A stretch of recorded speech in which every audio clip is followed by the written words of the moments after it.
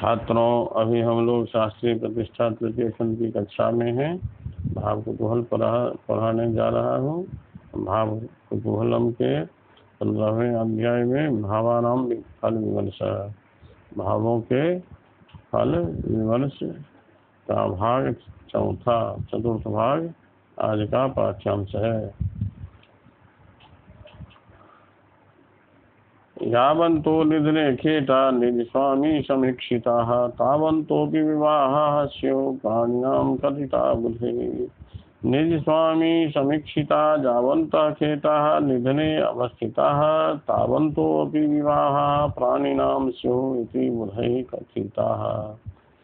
यस्य जातकस्य जन्म समये निज स्वामी समीक्षिता यावन्तो खेटाः निधने अवस्थिताः। निधने अष्टम भावे यावन्तो खेटा यावन्तः ग्रहाः अवस्थिताः भवेयुः। अष्टमेशेन समीक्षिताः अष्टमेशेन समीक्षिताः अष्टमेशेन अवलोकिताः यावन्तो खेटाः अष्टम भावे अवस्थिताः भवेयुः। तावत् संख्यक विवाहः तावत् संख्यक विवाह प्राणिनाम कथयेत। जिस जातक के जन्म समय में अष्टमेश से जितने ग्रह देखे जाते हो और वह अष्टम भाव में अवस्थित हो, उतना विवाह उस जातक का कहना चाहिए। जायाधीशे निज क्षेत्रे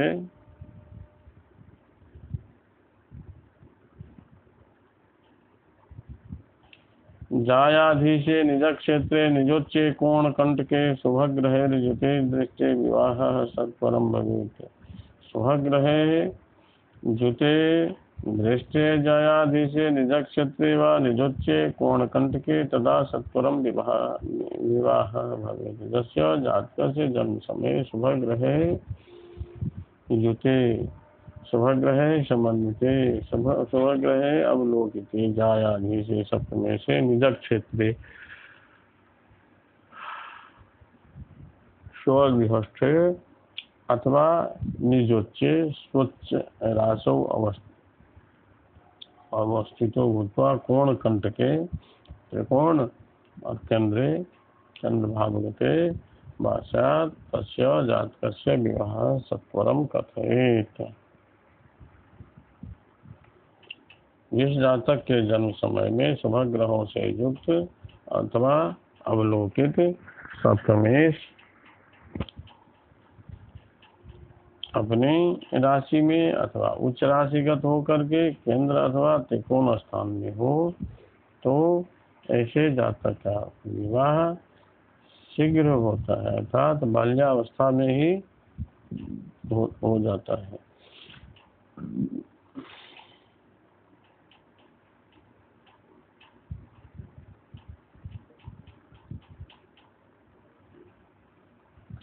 अष्टमाधिपति पापैर्युतो लग्ने स्वरोपि चेत् करोत्यल्पायुषं जातं शुभेक्षण विवर्जितः पापैर्युतः।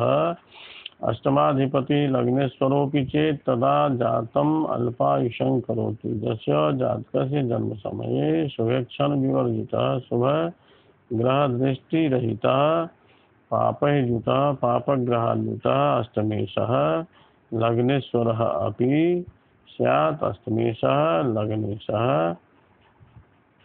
यदि शुभग्रहे अनवलोकितः पापग्रहे समन्वितः स्यात् तदा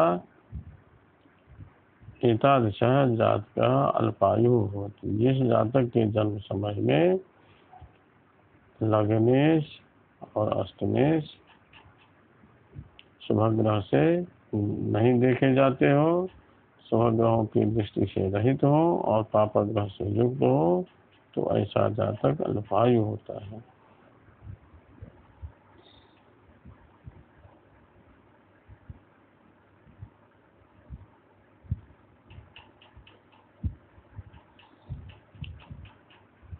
तमः शनिभ्यां निधनाधिनाथ पापैर्जितो हीन बलस्तु गोवा अल्पायुषं जातकमेव सद्यः करोति नैवोच्च निजर्क्षगश्च चेत निधनाधिनाथ नैवोच्च निजर्क्षगः तमः शनिभ्यां युतः वा पापैर्युतः वा हीनबलस्तुगः तदा जातकं सद्यः एव अल्पायुषं करोति यस्य जातकस्य जन्मसमये अष्टमेशः स्वच्छस्तः अष्टमेशः नैवोच्च निजर्षयः उच्चस्थः अस्वराशिस्थो वा नो स्यात् अष्टमेशः तमः शनिभ्यां युतः शनिराहुभ्यां समन्वितः पापैर्युतः पापग्रहे समन्वितः अथवा हीनबलः बलहीनः निर्बलः अथवा अस्तगः स्यात् तदा जातकं सद्यः एव अल्पायुषं करोति। जिसे जातक के जन्म समय में अष्टमेश उच्चस्थ नहीं हो, स्वराशिस्थ नहीं हो, शनि राहु से युक्त हो, पापग्रह से युक्त हो, हीन बल हो, बलहीन हो और अस्त हो, बलहीन हो अथवा अस्त हो, पापग्रह अथवा पापग्रह से युक्त हो अथवा शनि राहु से युक्त हो, अपनी उच्च राशि में नहीं हो, अपनी राशि में नहीं हो, तो ऐसे जातक अल्पायु होते हैं। अष्टमस्ते रवौ वहने चंद्रे तु जल योगतः करवालात् कुजे ज्ञेयं मरणं ज्वरतो बुधे गुरौ त्रिदोषतः शुक्रे क्षुधया तृषया शनो चरस्थिरद्भिः स्वभावः परदेशे गृहे पथि।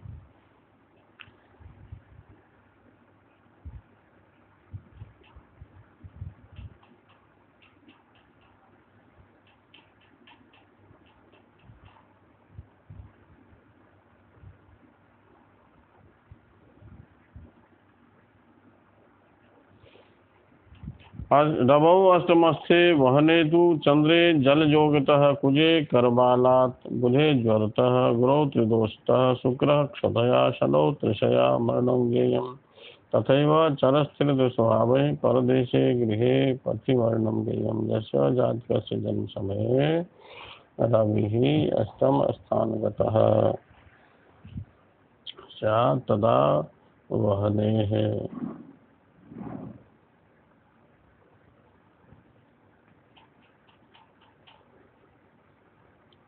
यदि चंद्रः अष्टम भावस्थः स्यात् तदा जल योगतः मृत्युः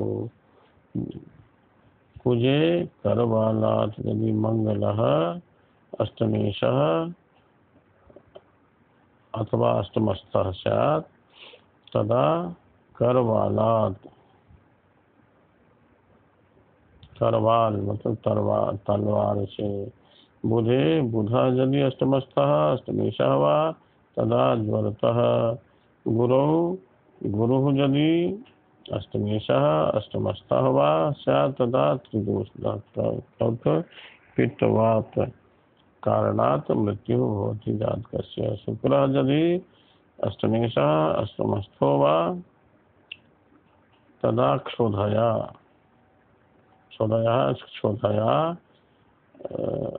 मृत्यु कथयेत्। शनि शनौ तृषया शनि यदि अष्टमेशः अष्टमस्थः वा स्यात् तदा तृषया पिपाशया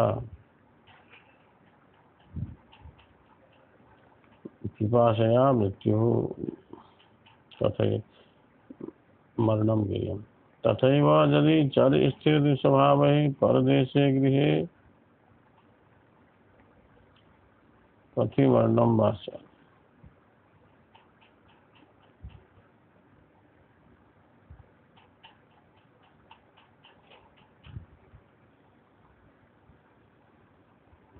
यदि अष्टम राशि चर राशि स्यात् तदा परदेशे, स्थिर राशि स्यात् तदा स्वदेशे, दुष्भाव राशि स्यात् तदा पथि मृत्यु कथित। जिस जातक के जन्म समय में मनुष्य,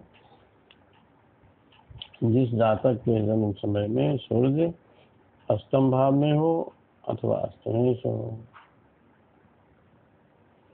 तो अग्नि से जलकर वह नहीं, अग्नि से जलकर जातक की मृत्यु होती है। चंद्रमा यदि अष्टमेश हो अथवा अष्टम भावस्थ हो तो जल योग से मृत्यु होती है। मंगल यदि अष्टमेश अथवा अष्टमस्थ हो तो तलवार से मृत्यु होती है। बुध यदि अष्टमेश हो अथवा अष्टमस्थ हो तो ज्वर से मृत्यु होती है। बृहस्पति यदि अष्टमेश अथवा अष्टमस्थ हो तो त्रिदोषतः कफ पित्त वात इसी कारण से मृत्यु होती है। बुध शुक्र यदि अष्टमेश अथवा अष्टमस्थ हो, अष्टम भावस्थ हो तो क्षुधा से, भूख से मृत्यु होती है। अन्न के अभाव के कारण मृत्यु होती है। शनि यदि अष्टमेश अथवा अष्टमस्थ हो तो पिपासा से, प्यास से मृत्यु हो जाती है। और यदि चर स्थिर दुष्भाव, यदि अष्टम राशि अष्टम भाव चर राशि का हो और नवांश भी चर राशि का हो तो परदेश में मृत्यु। दुष्भाव राशि स्थिर राशि का हो अथवा स्थिरांश हो, स्थिर राशि के नवांश में हो तो स्वदेश में घर में मृत्यु। और यदि दुष्भाव राशि में हो अथवा उसके नवांश में हो तो रास्ते में मृत्यु करनी चाहिए।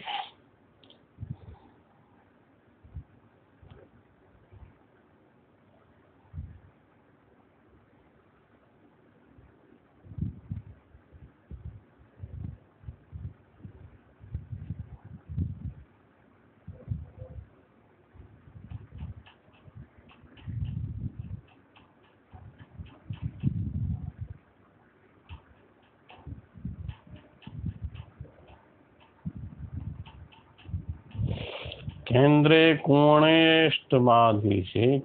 कोणेष्टमाधीशे तुंगादिपदगे तदा दीर्घायोर्वितं पूर्वैर्यच्चये हीनमंगिना यस्य जातकस्य जन्मसमये अष्टमाधीशः अष्टमेशः तुंगादिपदगे उच्चादिस्थानगतः केंद्रे कोणे वा केंद्रे त्रिकोणस्थाने वा स्यात् अष्टमाधीशः तुंगादिपदगे उच्चादिस्थान गतः अष्टमेशः केंद्र कोण भावेषु अन्यतमे भावे अवस्थितः स्यात् तदा अंगिनां दीर्घायुः, तदा जातकः दीर्घायुः भवति।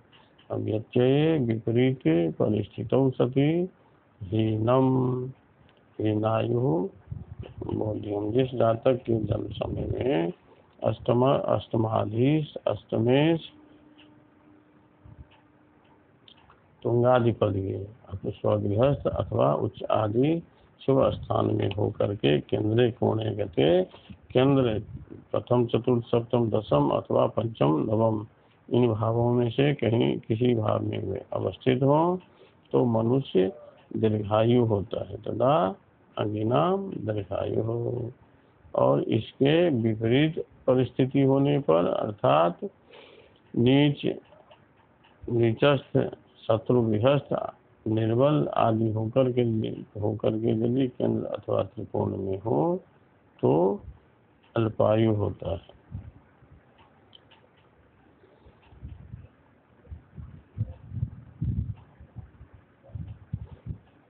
लग्नादिन्दोर्नवम भवनम भाग्यमार्जय प्रतिष्ठम भाग्यम तस्मात् प्रथम ममुतः संविचिन्त्यं प्रयत्नात् युक्तं दृष्टं जनन समये स्वामिना सौम्यखेते क्षन्तोर्भाग्यं प्रसरति विदोरेव शौक्लीकलेव।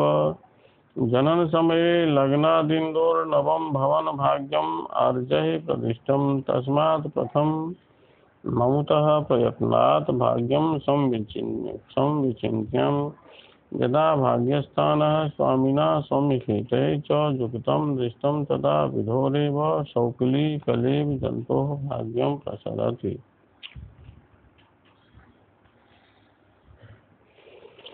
जन्म जस्य जातकस्य जन्म समये लग्नात् लग्नस्थानात् इंदोः नवम भवनम, लग्नात्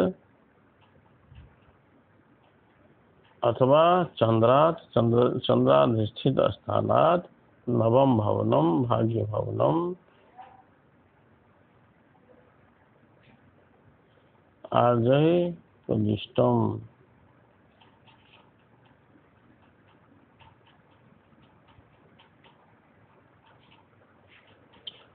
लग्नादिंदो नवम भवनम भाग्यम आर्जहे प्रदिष्टम। नवम भवनम भाग्यम आर्जह प्रतिष्ठम। लग्नात् लग्नस्थानात् अथवा चंद्रात् चंद्राधिष्ठित स्थानात्, चंद्राधिष्ठित स्थानात्, चंद्रः यस्मिन् राशौ अवस्थितः तस्मात् स्थानात् नवम भवनम भाग्यम भाग्य भवनम आर्जहे ज्योतिषज्ञैः दैवज्ञैः कथितम्।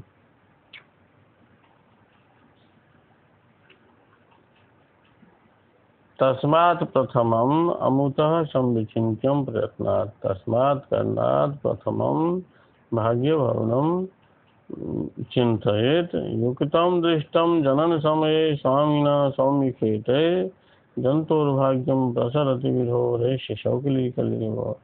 यदा भाग्यस्थानं स्वामिना सौम्यखेटैः युक्तं दृष्टं वा, यदि भाग्येशैः भाग्यस्थानं भाग्येशेन सौम्यखेटैः वा सौम्यखेटैः च युक्तम् अवलोकितं वा स्यात् तदा विधोरेव शौकिली कलेव जन्तोः भाग्यं प्रसरति। तथा एतादृशस्य जातकस्य भाग्यं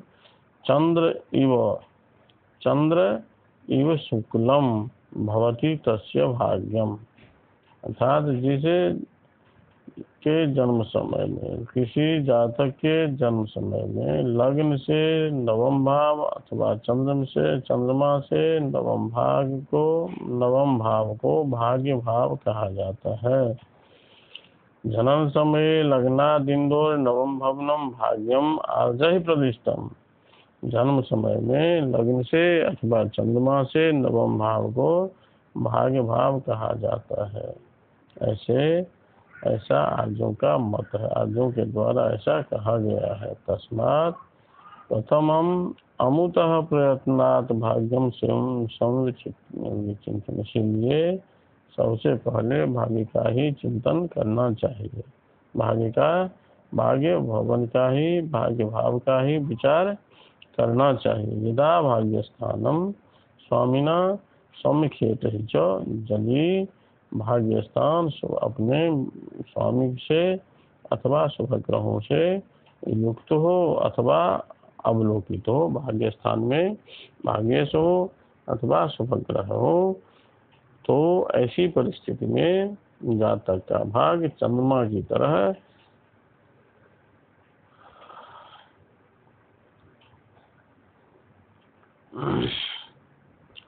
शुक्ल पक्ष के चंद्रमा की तरह भाग्य बढ़ता जा रहा है, क्रमशः उत्तरोत्तर भाग्य की वृद्धि होती है।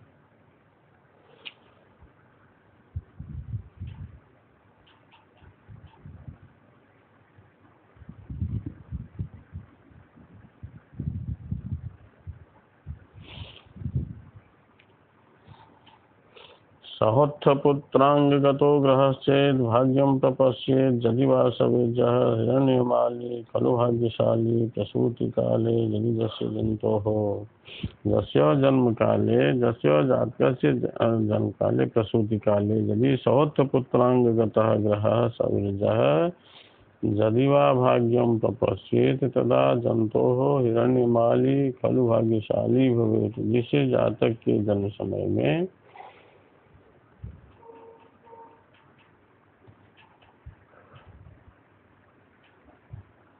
सवत्थ पुत्रांग गतः। लग्न तृतीय और पंचम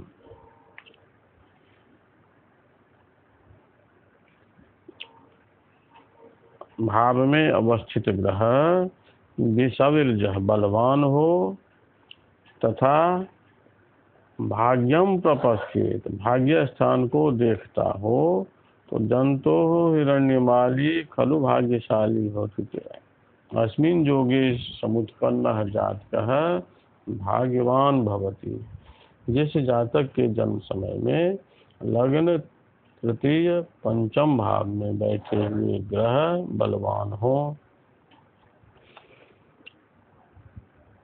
और उक्त स्थान में बैठे हुए ग्रह शुभ ग्रह नवम भवन को पूर्ण दृष्टि से अवलोकित करते हो देखते हो तो मनुष्य स्वर्ण हिरण्यमाली खलु भाग्यशाली होती। तो ऐसे योग में उत्पन्न जातक स्वर्ण की माला अर्थात आभूषण पहनने वाला अत्यंत भाग्यवान होता है। इस तरह से इस पाठ में हम लोग विभिन्न भाव पर विमर्श किया। अब इसके साथ आज का यह पाठ समाप्त हो रहा है।